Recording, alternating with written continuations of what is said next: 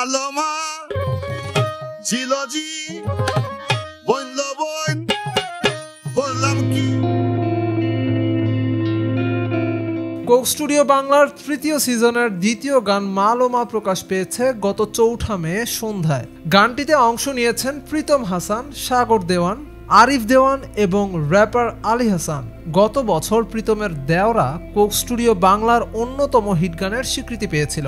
নতুন মালোমা গানটির সঙ্গীত প্রযোজক প্রীতম তার নিজস্ব কিছু টুইস্টও যোগ করেছেন। তার সঙ্গে আছেন দেওয়ান পরিবারের 2 সদস্য সাগর দেওয়ান এবং আরিফ দেওয়ান। তাদের পূর্বপুরুষই মালোমা ঝিলঝি নামের গানটির মূল রচয়িতা।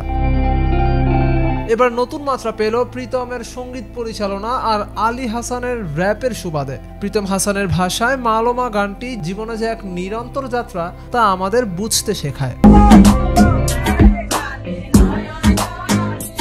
অন্যদিকে ছাদ পেটানো গানের সংযুক্তি এই গানের গভীরতা আরও বাড়িয়েছে। লোকসঙ্গীত সারি গানের এই ধারাটির শুরু মোঘল আমলে। এই গানের একটি শহুরে সংস্করণ দেখতে পাওয়া যায় ৮০ ও ৯০ দশকের রাজমিস্ত্রিদের মাঝে। মালোমা শুধু একটি গানই নয়, সকল বয়সের দর্শক শ্রোতাদের একত্ব হতে পারার বিচিত্র এক পন্থাও বটে। নিজেকে গ্রহণ করে নেয়া আর বিকাশের যাত্রার মধ্যে যে সৌন্দর্য আছে, গানটি সবাইকে সে কথাই মনে করিয়ে দেয়। কোক স্টুডিও বাংলার অফিসিয়াল ইউটিউব এবং স্পটিফাই চ্যানেলে এই গান শোনা যাচ্ছে। মিউজিক্যাল ফ্র্যাঞ্চাইজি কোক স্টুডিওর গান নিয়ে সঙ্গীত প্রেমীদের আগ্রহ সবসময়। ২০০৮ সালে এর যাত্রা শুরু হয়েছিল। বাংলা গানকে ছড়িয়ে দিতে ২০২২ সালের শুরুতে বাংলাদেশে কোক স্টুডিও বাংলা নামে যাত্রা শুরু করেছিল কোক স্টুডিও।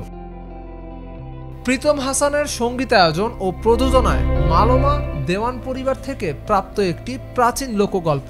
গানটিকে নতুন আঙ্গিকে তুলে আনা প্রসঙ্গে প্রীতম বলেন, এটি অনেক পুরনো একটি গান। কিংবদন্তি শিল্পী আরিফ দেওয়ান এই গানে অংশ নিতে রাজি হয়েছেন। এটা আমার জন্য খুবই আনন্দের ব্যাপার।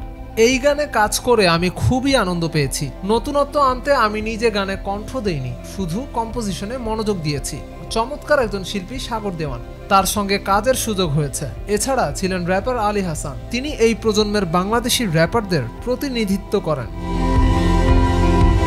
বয়সের সঙ্গে সঙ্গে মানুষের জীবনে চাপও বাড়তে থাকে। অন্যভাবে চিন্তা করলে মানুষের শরীরে ভঙ্গুর এবং যে কোনো সময় আমরা মারা যেতে পারি, এ কথাও উঠে এসেছে গানটিতে। মালোমা